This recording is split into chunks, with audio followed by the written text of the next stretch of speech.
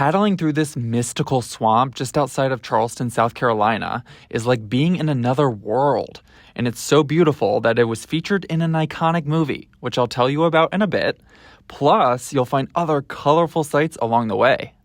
A trip to the Holy City is not complete without a visit to Cypress Gardens, a blackwater swamp filled with bald cypress and tupelo trees that capture the enchanting nature of the Low Country's landscape.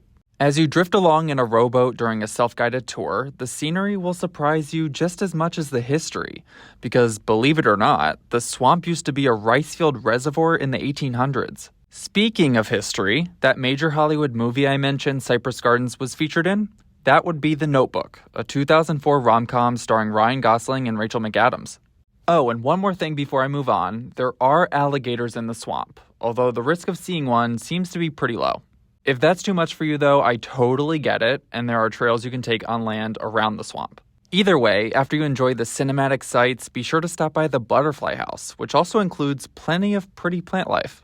P.S. If you think Cypress Gardens is wild, just wait until you see this place, where birds will fly just inches from your face. So be sure to follow us for that and other cool sights around Charleston in the coming weeks.